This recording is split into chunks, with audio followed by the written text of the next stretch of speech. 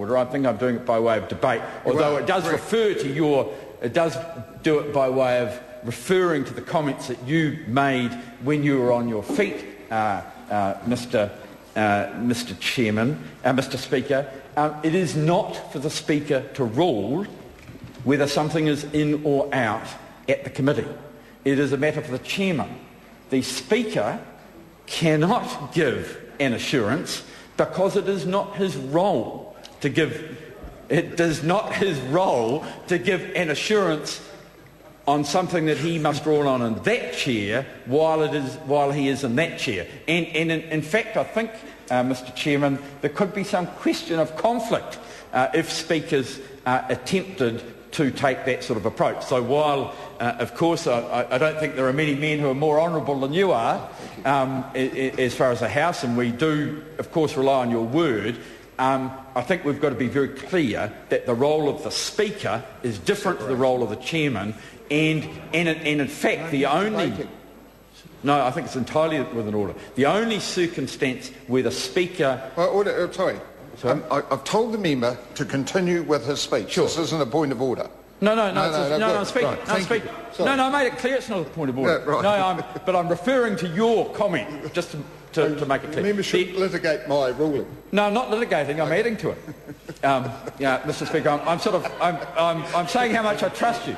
But sir, the point that I am making is that the House is unable to be given assurances by the Speaker in this matter, because the role of the Speaker will be to consider the matter if, in fact, the Chairman, in error, ruled it out, because then there would be the case of bringing the Speaker back in order to debate that. And, sir, I think you could see that it would be more than slightly incongruous for you, Mr. Roy, acting Speaker, to rule on a matter, as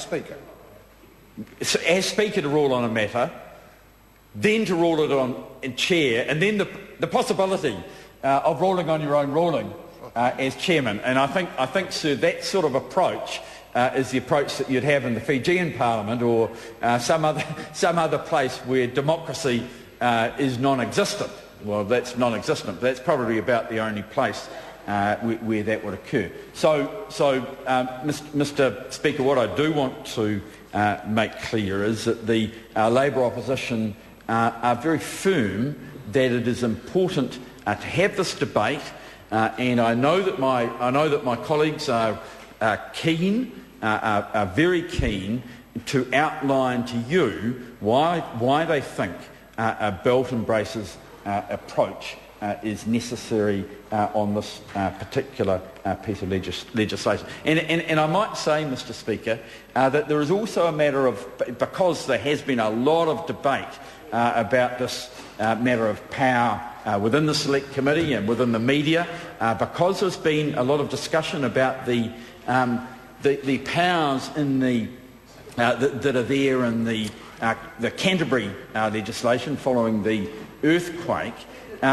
The issue of the limits of ministerial power are very much alive in New Zealand now, and that is why it is important that this debate is held on this particular sub-clause. Mr. Speaker, I at this stage say that, without going into the substance of the debate, because I don't think the debate on Part 4 of the bill, which we'll get to today or possibly after the recess, is something that is very important. I think I'm slightly ambivalent on this argument myself, but I think there is a certain lack of trust in the current minister and the way that he might exercise the powers. I think it's fair to say that that the minister has a developing reputation for becoming actively involved in micromanagement. Is that 2 minutes? 2 minutes, Mr. Speaker.